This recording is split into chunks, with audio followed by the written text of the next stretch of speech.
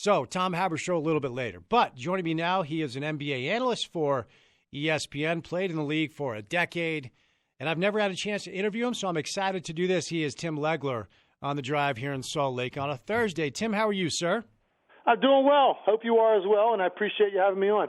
No doubt, no doubt. We are doing well out here, and we will start with a piece of news that came down last week that made all of our hearts very heavy. You know, we're not New York or L.A. or Chicago. We don't have a ton of legends that pop up here, Tim, all the time. But when we do, we really love them, and all of us really loved Jerry Sloan, who passed away after a 5-year battle with a serious illness. So grateful that he is no longer in pain, but sad that he's no longer with us. From your vantage point, Tim, what would you say about the passing of this legend?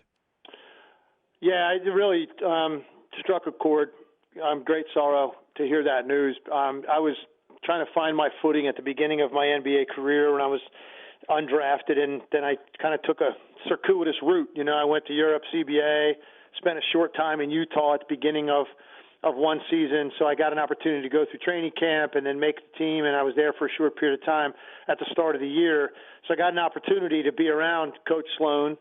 And ironically, I had already established pretty good friendship with his daughter, Kathy, who was working for the Omaha Racers in the CBA. So I was playing in Omaha, got to know Kathy very well, and then eventually got to play for her dad. So I know the family, and nothing but utmost respect for Coach Sloan. I played for a lot of guys in my life and in my career, and I think Jerry Sloan is right there at the top of the list in terms of guys with integrity. And one of the things that I love about coaches like Jerry Sloan is, you know, he treated everybody 1 through 15 on the roster the same way, and he treated them all like they were important and valuable.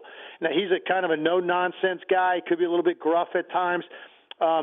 But the one thing he did, he treated you fairly, and I had a lot of respect for the fact that he treated the star players exactly the same way that he treated the guys that were role players or even some of the guys that were on the end of the bench not playing. He treated everybody the same. You felt a part of the bigger picture, and Jerry Sloan was the one that set the tone for that. He made guys accountable no matter what your last name was on the back of your jersey, and that's all a player really wants because you create a really galvanized locker room when you treat everybody that way.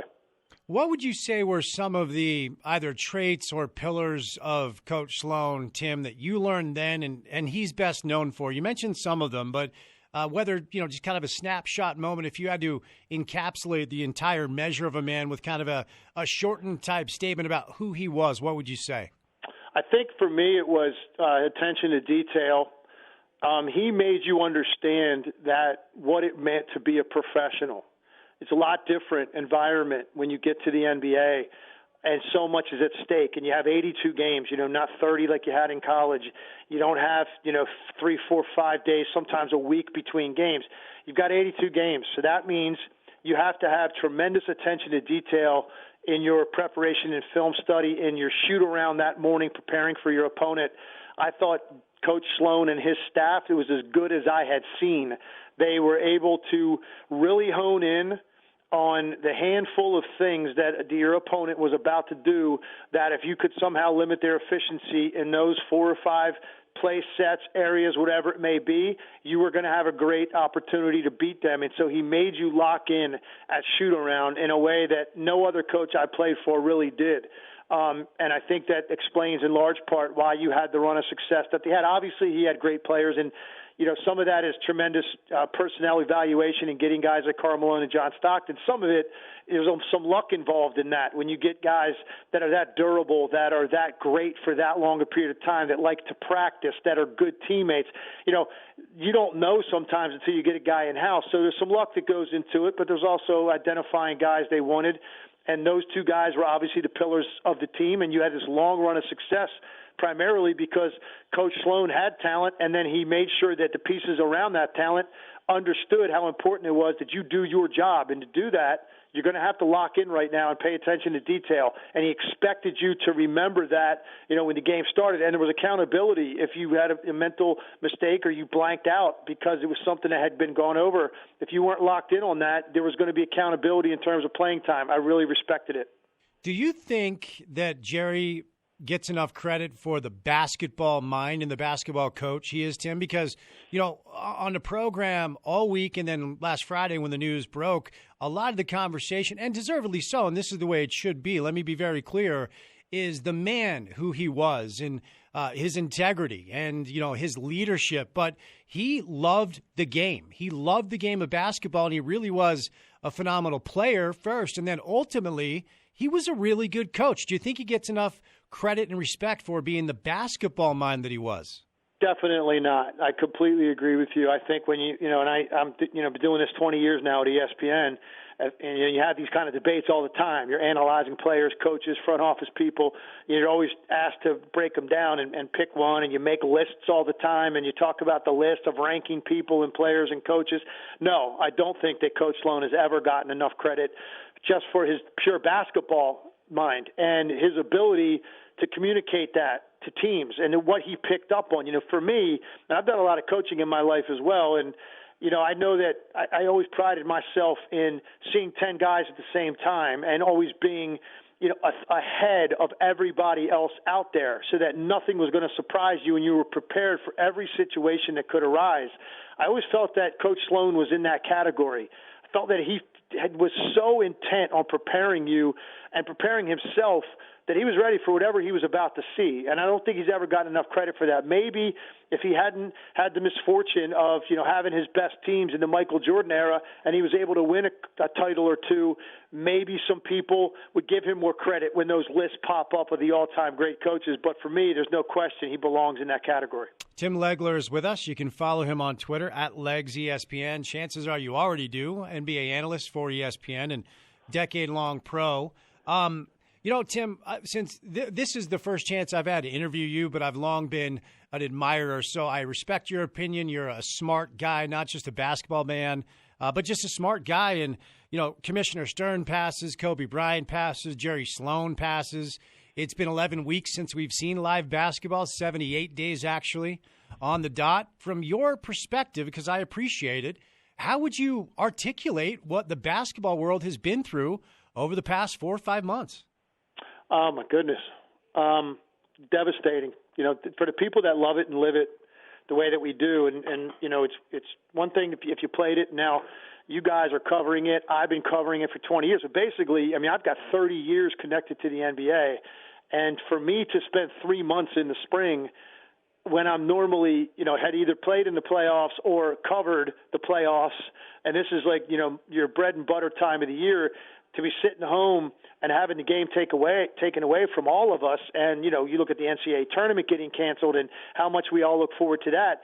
This has been the strangest time, really, of my life in terms of the game of basketball, which has been the biggest focal point of my life since I was about 14 years old.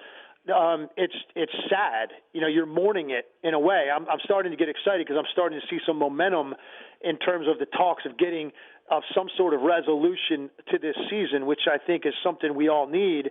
If they can do it safely, they're going to be able to do it. It looks like it's headed there, and I'm very excited about that. So I'm starting to get ramped up and starting thinking about the game a lot more. But it's just for people that love it and live it, this has just been something that's been ripped out of your chest. Like, you miss it that much. And you mentioned some of the people we lost this year. For me personally, another devastating loss this year was my high school basketball coach passed this year. And my high school basketball coach was like a second father to me, and he's arguably one of the most influential people in my life. And we maintained this great relationship all of these years. He literally changed the course of my life because of something he saw in me that I didn't even see in myself at the time. And he changed the path, and he got me on that path to be driven to succeed in this game. And he opened the door for me to do that. So I lost him as well. And then you add to the list, obviously, Kobe Bryant and David Stern and Jerry Sloan. It's just been a devastating year for the basketball community. And in addition to that, obviously, societally, what we're facing with this pandemic and what that has done to people economically and in terms of their health and people they love. This has been a devastating time for the country. I was explaining to my kids the other day, I'm like, guys, you understand this is the biggest crisis this country has faced probably since World War II. And you guys are living through this as young people. So it's been devastating across so many layers, but obviously sports are a big part of what we're about. So it's something that's been, on that level, has been more devastating to us that are in the game than other people as well. So it's been tough. There's no other way around it.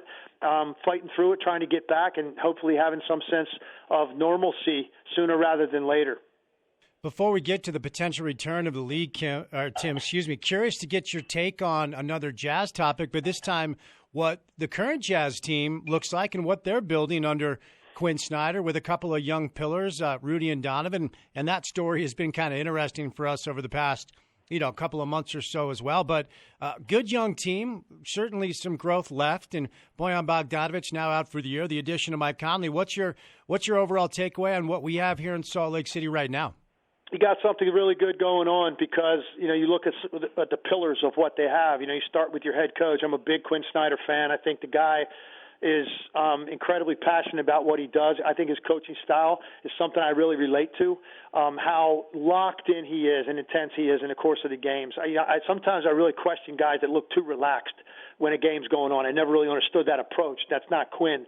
He's a guy that's up and living it and breathing it with his players, and you can tell he knows how to get the most out of guys because he knows how to put an arm around somebody. He knows how to put a foot in the rear end, too. And guys respect being coached if you also give them the proper, respect and attention that they deserve when they're doing things well. So you start there, and then obviously you've got a young star, Donovan Mitchell, who is just by all accounts what you'd want, the epitome of what you want in a leader. Obviously, he's a star talent, but as a leader as well, and as somebody in the community, he is somebody that you couldn't ask for something better out of your young star. Rudy Gobert, defensive force in the league. Bogdanovic, I thought, was one of the biggest and most important offseason acquisitions in the entire league. I had a handful of teams targeted. He would have been a perfect fit for, highly coveted, exactly what Utah needed at that spot. And then Mike Conley obviously has struggled. He hasn't really been in his comfort zone yet this year, but he's got a lot of playoff experience, and maybe that's when his real value will come to fruition, when the pressure intensifies and you need that brains and on the floor and that leadership. I think that's when Mike Conley's best basketball is yet to come. So big things ahead, I think, for this team. With the age of their young players and their connection to their coach, I think Utah is going to be a team that's going to be a force to be reckoned with over the next, number of years. You mentioned the potential return of the league, Tim, and it does seem like we are getting some good news here or there incrementally. You're more plugged in than probably anyone we could talk to on the show. Give us your best guess, and I know there are plenty of things that have to be worked out, let me be clear, but give us your best guess on when you think we might see live basketball and what it might look like.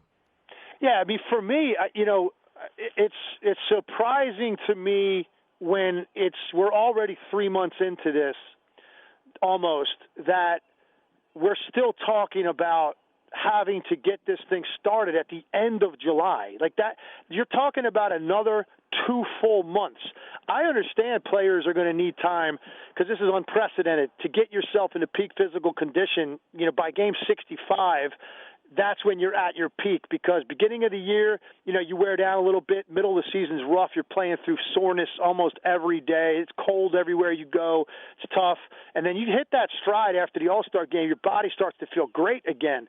And so you're at your peak for the season, and then you shut it down for 3 months, and now you're going to come back. So obviously they're going to need time. But to say that you need, 4 weeks to get ready, that's shocking to me, because I remember playing in the league in 98, 99. We had the lockout going into the season. We didn't start the season, training camp, until the end of January. We started playing early February. We snuck in 50 games in a really short period of time, and they gave us 2 weeks to get ready after some guys had been off for like 9 months since the previous April. So to say you need a month of physical conditioning, it's surprising to me. I know the mindset has changed with the modern player and the modern way we look at those kinds of things. But for me, to push this thing all the way back to the end of July, you're talking about then playing up until well after Labor Day to get in a significant postseason. Surprising. I would think they should be able to get this thing started like shortly after the 4th of July, but what I'm hearing, that's just not going to happen. You're going to have to get guys tested. You're going to have to quarantine guys for 2 weeks at the start of this. I think they're going to just send 16 teams that qualified. I don't like the idea of sending any teams to Orlando to play 5 or 6 games that mean absolutely nothing if you're not playing for the postseason. I think it's a horrible idea. And that's what Damian Lillard was referring to when he said, I'm not going to play. I can tell you that right now if I got nothing to play for. I really don't blame him, if you want to know the truth. What's the point of that? Going and playing 5 games, shutting it down, and going back home. I don't understand it. So I hope they stick to 16 teams that have already qualified, and then you get as close to a normal, even if you go best of 5 maybe in the first round, 7, 7, 7, the next 3, it'll take almost about the same amount of time as it normally does, which is 2 months. It looks like that's kind of where they're leaning, and it looks like that's going to happen sometime probably the 3rd week or later of July. Last thing, Tim, then we'll set you loose, and I want to be clear. You're really good at what you do. I'm not sure that this was a step in your career that you saw coming when you were a player, but look, in my seat, we're all Van Pelt fans. Scott is a master, and so it's been fun watching you grow along with him, and in addition to that, everything else that you do. But I think you would be a great NBA coach or NBA general manager. 2-part question.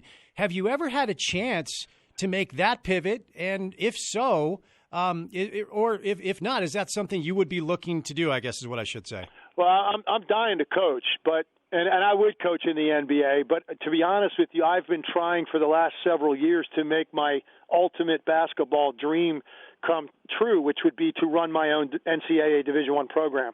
That's what I've always wanted to do. I coached AAU basketball, and I know people have this concept of AAU basketball. I can tell you right now, the program I ran here in South Jersey, and we were on the Under Armour circuit, one of the best circuits in the country. I took local kids. I had a couple kids that traveled maybe an hour, but for the most part it was local kids, and we played like a college program. This wasn't like roll the ball out and let them go like a lot of AAU basketball is and just try to acquire talent. I took kids, my own son was on the team, I took kids I was emotionally invested in, and we played it's not like we were holding the ball. We were playing fast, and we were playing with a purpose, with flare cuts and back cuts and ball reversals and ball movement, and we looked like a team. And as a result, I was able to take mostly a group of college kids. I had one high major player on my team, and we're playing on the Under Armour circuit.